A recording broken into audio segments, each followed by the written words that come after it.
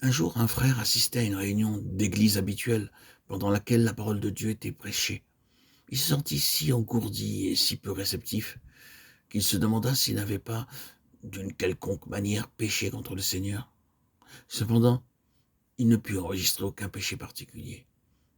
Il essaya de comprendre ce qui avait bien pu lui arriver, mais c'est bien en vain qu'il cherchait une explication. Il s'efforça de se défaire de cette léthargie qui l'avait envahi sans toutefois pouvoir y parvenir. Peu de temps après, un frère se mit à prier et la léthargie se dissipa aussitôt. Il avait été incapable de la rejeter, mais la fraîcheur de la vie que lui avait communiquée la prière de ce frère dissipa à l'instant même la mort qui commençait à saper sa vitalité.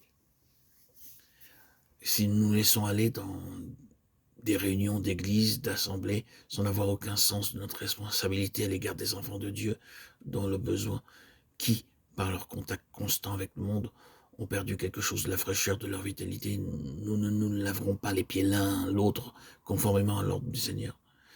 C'est un des plus importants services que nous devons aux saints. Cela ne requiert pas nécessairement une activité extérieure, mais cela nécessite au moins que nous déposions nos fardeaux aux pieds du Seigneur.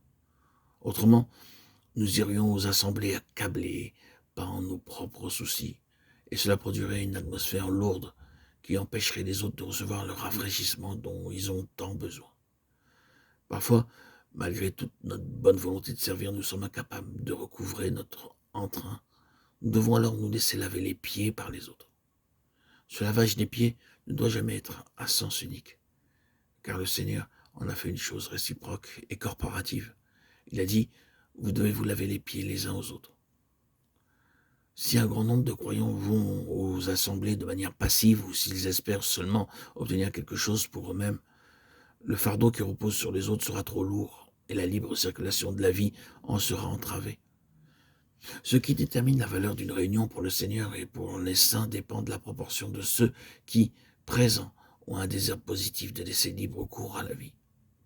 C'est la responsabilité de tous ceux qui possèdent la vie du Seigneur. Ce n'est pas une question de maturité, pourvu seulement que chacun ait un esprit pur. Il y aura alors entre ses membres un courant de vie qui ranime l'ensemble. Les églises subissent de sérieuses pertes à cause de la passivité de bon nombre de leurs membres. Il est vrai que nous pouvons chacun nous approcher du Seigneur individuellement, et en le faisant,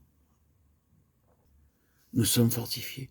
Mais il y a quelque chose de particulier dans cette réciprocité des membres, et ce ministère, Christ, la tête de l'Église, l'a confié à ses membres lorsque le Seigneur dit « Si donc je vous ai lavé les pieds, moi le Seigneur, et le Maître, vous devez aussi vous laver les pieds les uns aux autres. » Jean 13, 14.